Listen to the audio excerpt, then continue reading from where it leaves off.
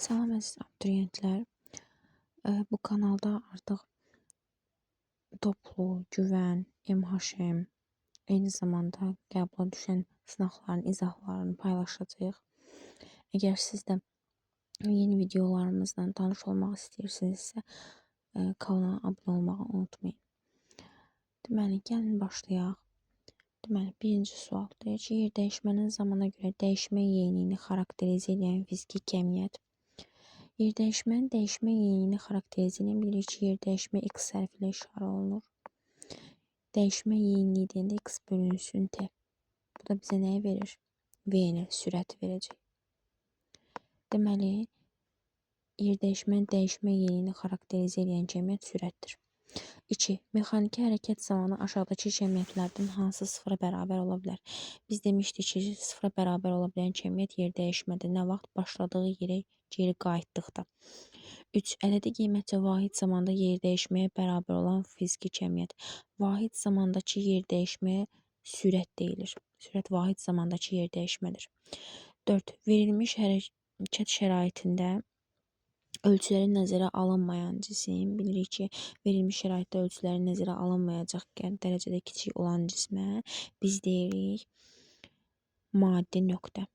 5. Cismin başlanğıc və son vəziyyəti ilə birləşdirən istiqamətlənmiş düz xətt parçası. Ümumiyyətlə, burada açar söz istiqamətlənmişdir. İstiqamətlənmiş düz xətt parçasıdırsa, deməli, bizdən yer dəyişməni istəyir. 6. Cismin sürəti ilə zamanın hasili, yəni V vurulsun T, V vurulsun T bizə nəyi verir? S-i, yəni yolu. D variantı.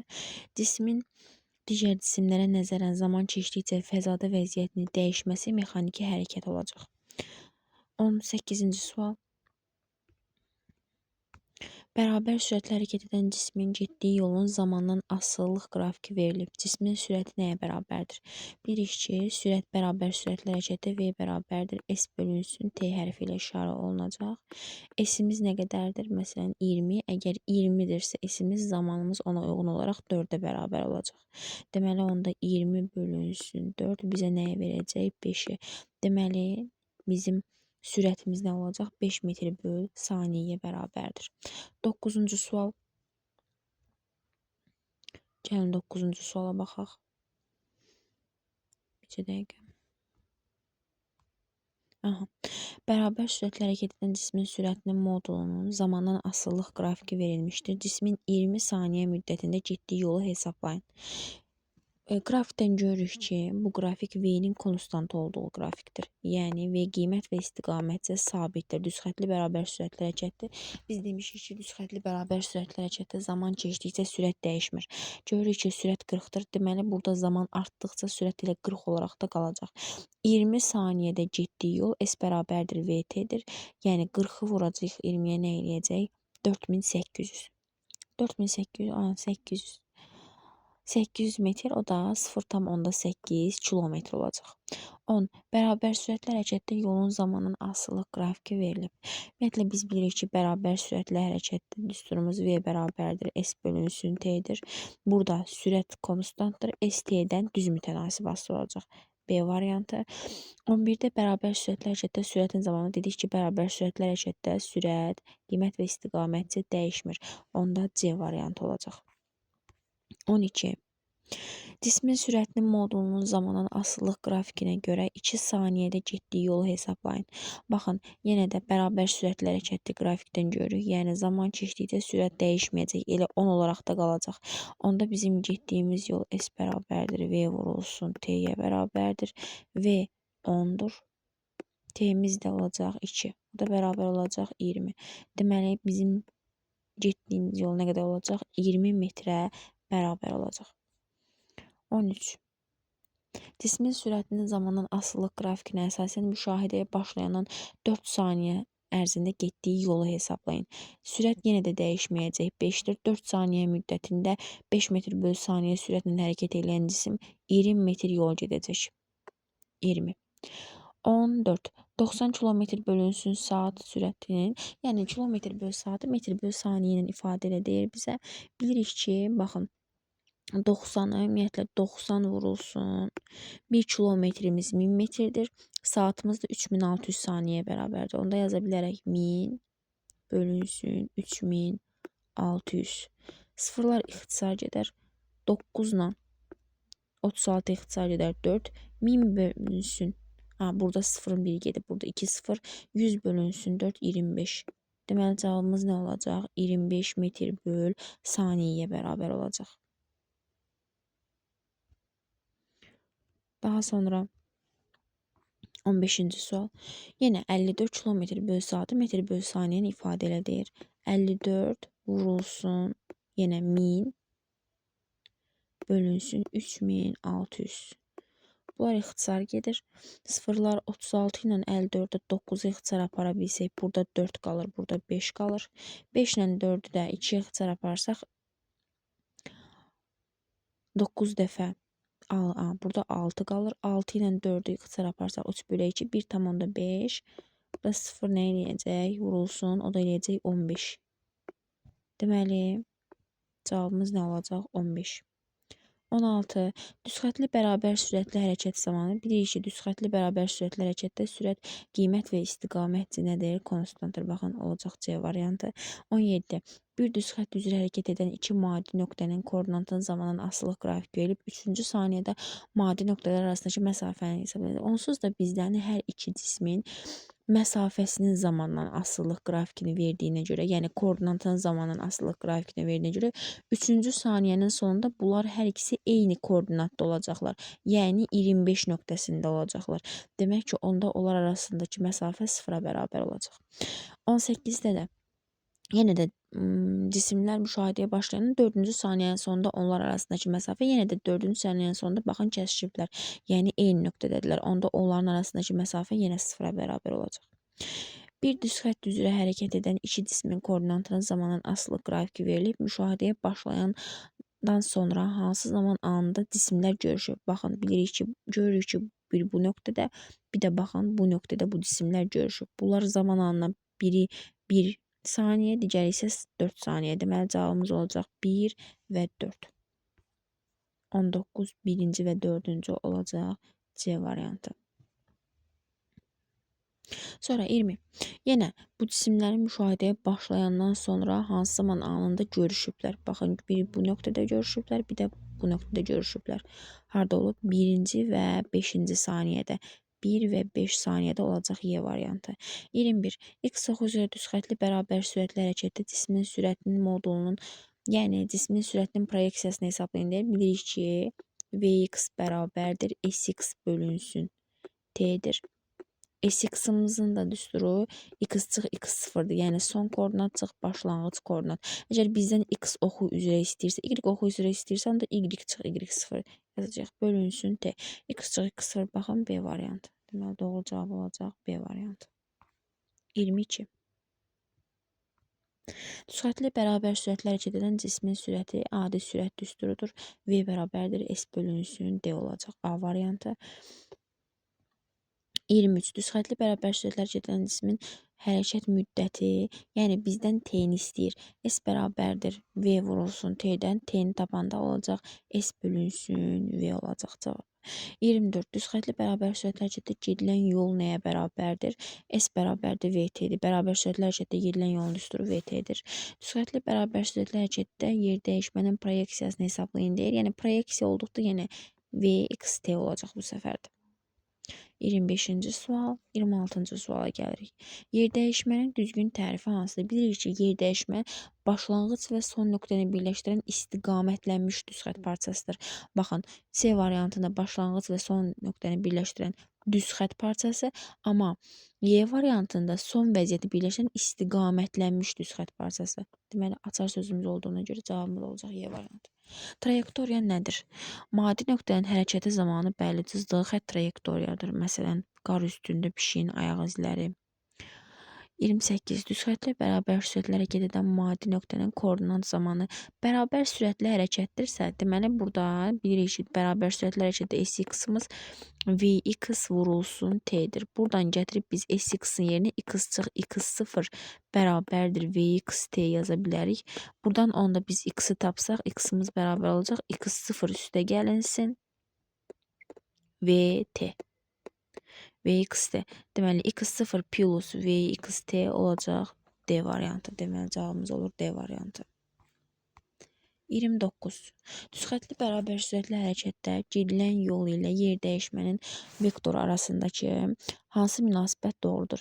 Bilirik ki, bir düzxət üzrə hərəkətdə yol yer dəyişməyə bərabər olacaq. Amma bir düzxət üzrə hərəkətdə yol yer dəyişməyə bərabərdir. Amma əgər əyri xətli hərəkətdirsə, yol yer dəyişmədən böyük olacaq. Deməli, onda Y variantı, baxın, əyri xətli hərəkətdir. 30-da əyri xətli hərəkət olduğundan deməli yol böyük olacaq. Nədən? Yer dəyişmədən, o da olacaq Y variantı. 31. Düzxətli hərəkət edən cismin sürətinin proyeksiyasının, yəni V1 və V2-nin sürətinin proyeksiyalarının nisbətini istəyir bizdən. Baxın, V bərabərdir, bilirik ki, düsturumuz nəyə bərabərdir? V bərabərdir S bölünsün T. Bunu birinci üçün yazsaq, V1 üçün S1 bölünsün, onda olacaq T1. S1'imiz nə qədərdir? 50, T1'imiz olacaq 10. 50 bölünsün 10, 5. İndi V2'ni tapaq. V2 bərabərdir nəyə? S2 bölünsün T2. S2 20'dir, T2'də yenə zaman hər ikisində eynidir, 10'dur. 20 bölünsün 10, 2'yə bərabər olacaq. Bizdən V1'in V2'yə nisbətini istəyir, yəni 5'i bölürük 2'yə, o da bizə nə verir? 2,5. Deməli, cavabımız olacaq 2,5. 32. Yenə eyni qayda ilə V1'in V2'yə nisbətini istəyir. V1'i tapaq ilk öncə. V1'imiz S bölünsün T'yə bərabərdir. Baxın, S1'imiz 20'dir, T1'imiz 5'dir. 20 bölünsün 5, 4. İkinci halda, yəni V2'ni tapdıqda isə V2'nin S'i, baxın, hər ikisi üçün eynidir. S1, 1 və 2 üçün 20'dir, amma zaman burada 10'dur. 20 bölünsün 2. Bizdən nisbətini istəyir 4 bölünsün 2, o da bizə verəcək nəyi? 2. Cavabımız olacaq 2. Daha sonra 33. Cismin koordinatının zamandan asılılıq qrafikinə əsasən onun sürətinin x oxu üzrə proyeksiyasını. Bizim düsturumuz bəllidir. Sürətinin x oxu üzrə proyeksiyasının düsturu V bərabərdir Sx bölünsün T'dir. Sx-da dediyimiz kimi x çıx x sıfırdır. Yəni son koordinat çıxılsın başlanğıc koordinat. Son koordinatımız nəyə bərabərdir? Baxın, yuxarı istiqamətdə qalxıbsa son koordinat 20'dir, başlanğıc koordinat 5'dir. Yəni 20'dən 5'i çıxırıq. Neçə saniyə 20'dən 5'dən 20'yə gəlib? 5 saniyə. 15 bölünsün 5 nə verər bizə? 3. Deməli, x oxu üzrə sürətin proyeksiyası olacaq 3. B variantı. 34. Yenə 34-də eyni qayda ilə bizdən yenə x oxu üzrə sürətin proyeksiyasını istəyir. Yenə V bərabərdir x çıx x 0 bölünsün T olacaq. Yəni 16 çıx 4. 16 çıxılsın 4 bölünsün 4. 12. 12'ni bölürük 4'ə nə verir bizə? 3. Deməli, cavabımız olacaq 3 metr bölünsün saniyə. 35. X oxu üzrə hərəkət edən cisimlərin hərəkət tənlikləri verilmişdir. Eyni zaman müddətində hansı cismin yer dəyişməsinin modulu ən böyükdür? Deməli, yer dəyişmə o vaxt böyük olar ki, eyni zaman müddətlidirsə, orada sürət daha böyük olsun. Bu tənlik bu formadadır əslində. X bərabərdir x0 plus vt, yəni T'nin qarşısında olan V'dir. Baxın, burada T'nin qarşısında olanlar V'lərdir. Bizdən S'in ən böyüyünü istəyirdik, V'nin ən böyüyünü götürməliyik. O da bizə nəyi verir? 6'nı. Moduldur deyə mənfilər də nəzərə alınmır, yəni mənfilər də müsbətləşir. O olacaq B variantı. 36-da eyni qayda ilə cismin yer dəyişməsinin modulu ən kiçikdir istəyir. Ən kiçik istəyirsə də bizdən sürətin ən kiçiyini istəyirsə, onda o hansı olar? A variantı olar. Dediyim kimi deyə bilərsiniz ki, C-də məsələn -4'dür, -4 1-dən böyükdür, amma bizdən modulu istəyir deyə biz onu artıq müsbət 4 kimi götürəcəyik. Ona görə də 1 ən kiçik olmuş olacaq. 37. X oxu üzrə hərəkət edən və hərəkət tənliyi x bərabərdir 6 plus 3t şəklində verilmiş maddi nöqtənin 4 saniyədəki yer dəyişməsini hesablayın. Baxın, bizdən yer dəyişməsini deyirsə, biz burada bilirik ki, yer dəyişmə nəyə bərabərdir? S bərabərdir VT'dir. Lap x oxu üzrə yazsaq, Sx bərabərdir Vxt halında olacaq. Vxt, x-də vur. Aha, indi Sx-imizin yerinə x çıx x0 qoya bilərik. X çıx x0 bərabərdir VT-yə. VT. Bu tənlikdən görürük ki, bizim x bərabərdir 6 plus 3t'dir. Yəni bu x sıfırımız bizim 6'dır. Onda deməli x çıx x sıfırımız nəyə bərabər olur? Yəni 6'ını keçirəm x-in yanına. Onda olur x çıxılsın 6 bərabərdir 3t. Yəni x çıx 6 burada bizim artıq yer dəyişməmizdir. 3t'dir. T'miz də 4'dür. 3 vurulsun. 4 bizə nə verəcək? 12. 12 cavabımız olacaq 12Y variantı. 38'də isə 2 saniyədə yer dəyişməsini istəyir. Yenə eyni qayda ilə hesablayırıq.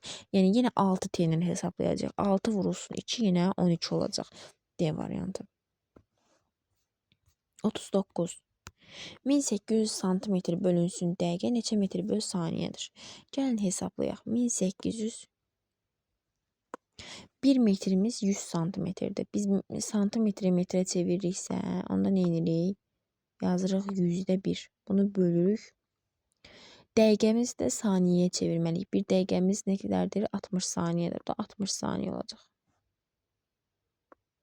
60. İndi bu sıfırla baxın, bunlar ixtisar getsə, qalır 18 bölünsün 60. Bunlar ixtisar getsə yuxarıda 3, 3 bölünsün 10, 0,3 verir bizə. Deməli bizim cavabımız olacaq 0,3. D variantı. 40'da yeni qayda ilə 41'ə baxsaq, cismin sürətinin zamanın asılılıq qrafiki verilmişdir. Cismin 30 saniyə müddətində getdiyi yol 10 saniyə müddətində getdiyi yoldan nə qədər çoxdur? Cismin getdiyi yolu hesablasaq, birinci 30 saniyə müddətindən yol VT düsturu ilə hesablanır, bu bəllidir. Eyni zamanda düzxətli bərabər sürətlə hərəkət edir. Deməli zaman keçdikcə sürət olduğu kimi qalacaq. Yəni biz bu cismin 10 saniyə müddətində getdiyi yol 4 vurulsun 10 40 metr olacaq. Eyni zamanda 30 saniyə müddətində getdiyi yol 4 vurulsun 30 120 metr olacaq. 120 metr olacaq. Deməli nə qədər çoxdur deyirsə 120-dən çıxırıq 40-ı nə eləyir? 80. 80 metr çox imiş.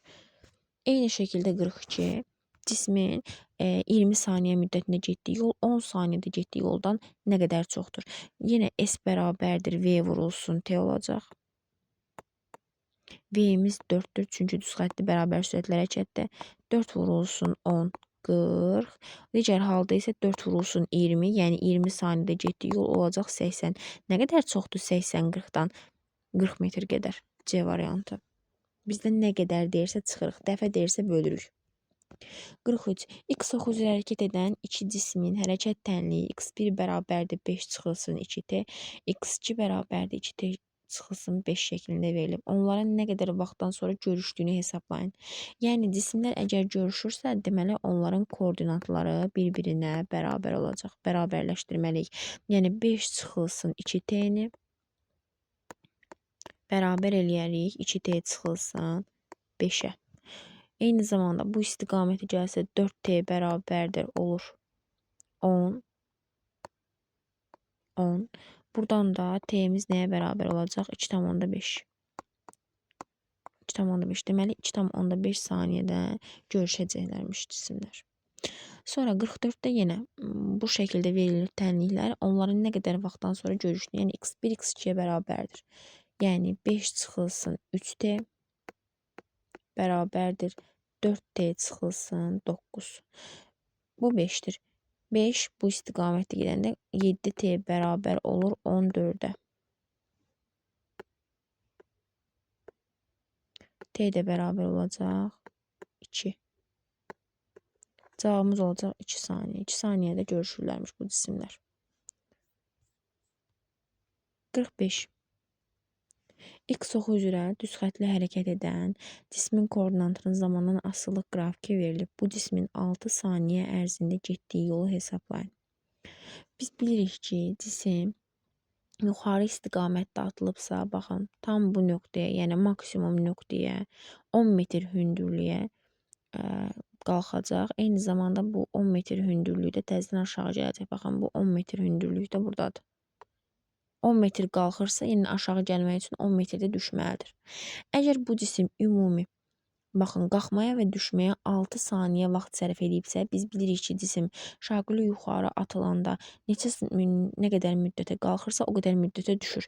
Deməli, bu cisim ümumi yolu 6 saniyə gedibsə, onun yarısını getmək üçün zamanında yarısını sərf edəcək. Deməli, onda bura 3 saniyə düşəcək.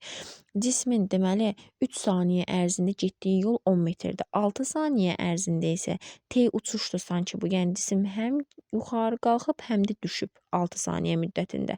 Yuxarı qalxıb 10 metr, düşüb aşağı 10 metr, ümumi nə qədər yol gedib? Ümumi 20 metr yol gedib. Əgər bizdən yer dəyişməni soruşsaydı, 0 götürəcəkdik. Eyni şəkildə 46-da da yenə koordinatın zamandan asılılıq qrafiki verilib. Bu cismin ilk 6 saniyə ərzində getdiyi yolu hesablayın istəyir bizdən. Baxın, 6 saniyə ərzində getdiyi yol deyəndə tam mərkəzdən isə ümumi 6 saniyə ərzində getdiyi yol bu 3-dür. Bura 3-dür. Yəni 3 saniyə ərzində cisim 20 metr yol gedib. Yəni maksimum bu hündürlüyə qalxıb. 6 saniyə demək ki, həm qalxdı, həm düşdü. 20 metr qalxıbsa 20 metr düşəcək. Ümumi nə qədər yol getmiş olacaq? 40 metr. Sonra 47-ci sual. X oxu üzrə hərəkət edən cismin koordinatının zamandan asılılıq qrafiki verilib. 1, 2 və 3 nöqtələrinə uyğun zaman anlarında cismin malik olduğu sürətlərin modullarını müqayisə edin. Yəni münasibəti təyin edin. İndi biz bilirik ki, V bərabərdir. Düsturumuz V bərabərdir. S bölünsün T'yə bərabərdir. Ya da fərqi yoxdur. X bölünsün T'dir. X bölək T. İndi bu istiqamətdə baxsaq, baxın, buradan da bir paralel götürsək, bu nöqtəyə uyğun bir paralel çəksək, buradakı bucaq olur alfa bucağı. Burada da bir bucağımız var. Baxın, burada da bir bucağımız var. Buradan bəlli olur ki, 2 və 3 nöqtələrinin bucağı eynidir. Ona görə 2 və 3 nöqtələrindəki sürətlər bir-birinə bərabərdir. Amma bir nöqtəsindəki bucaq, baxın, 2 və 3-dəki bucaqlardan daha böyükdür. Biz də bilirik ki, X-ın T-yə nisbəti bizə tangens alfa bucağını verir. Yəni, bucaqla V düz astıdır. Bucaq harda böyükdürsə, orada V daha böyükdür. Deməli, bucaq 1-də böyükdürsə, onda V1 daha böyük olacaq. V1 böyükdür, V2 bərabərdir, V3-dən. Y variantı. 48-ci sual. X oxu üzrə hərəkət edən iki cismin hərəkət tənliyi x1 bərabərdir 8 plus 6t, x2 bərabərdir 24 plus 2t şəklində verilib. Nə qədər vaxtdan sonra birinci cisim ikinci cisimə çatar? Yəni, əgər bu cisimlər bir-birinə çatıbsa, baxın, görək bunlar deməli eyni nöqtədədirlər. Çatıblarsa, deməli eyni nöqtədədirlər. Yəni, 8 plus 6t bərabərdir 24 üstə gəlinsin 2t. Buradan 4t bərabər olur. 24 çıxılsın 8, 16. Onda bizim t'miz nəyə bərabər olacaq? 4-ə. Deməli, cisimlər 4 saniyədən sonra bir-birinə çatacaqlar. Yəni, o deməkdir ki, 4 saniyədən sonra eyni nöqtədə olacaqlar, görüşəcəklər. 49-cu sual.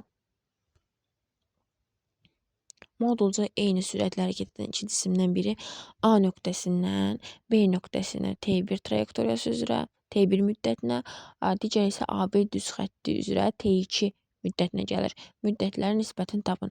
Baxın, bu cismin bilirik ki, T nəyə bərabərdir? S bərabərdir, T bərabərdir, S bölü V-dir. Yəni, getdiyi yol bölünsün sürət. Bu cisimlərin sürətləri eynidir, çünki deyir ki, eyni sürətlə gəlir. Deməli, biz yolları müqayisə eləyəcəyik. Baxırıq ki, T1 üçün yazsam bizim S1-imiz tam çevrənin yarısıdır. Yəni, ümumi çevrə 2 pi-rdirsə, bura düşəcək nə? Pi-r. Tam bura düşəcək pi-r. T2 isə yenə S bölünsün V-dir. V-lər eyni donsuzda. T2-dəki 2 dənə radiusa bərabərdir. Bax, bu S, yəni 2R-ə bərabərdir. Bunlar T1-i T2-yə böləndə, yəni bu nə deməkdir? T1 bölü T2 bərabərdir. Pi-r bölünsün 2R. R-lər ixtisar edər, qalar pi bölü 2. Deməli, pi bölü 2-dir cavabımız. 50-də isə A nöqtəsindən eyni vaxt hərəkətə başlayan iki cisimdən biri V1 sürətli yarım çevrə boyunca, digəri isə V2 sürəti ilə AB düz xətti boyunca. Yenə bu səfər zaman eynidir. V-ləri müqayisə eləyin deyir. Yəni V ilə S yenə düz mütənasib asıdır. V bərabərdir S bölü T-dir. T'lər eyni olduğuna görə nəzərə almıram. Yəni V1-in V2-yə nisbəti bərabərdir S1-in S2-yə nisbəti. S1 yenə yarım çevrədirsə, getdiyi yol olacaq pi r. S2 isə yenə də bir diametr qədərdir. Yəni 2 r-ə bərabərdir onda. Bu da 2 r-dir. R-lər ixtisar edir. Yenə qalır pi bölü 2. B variantı.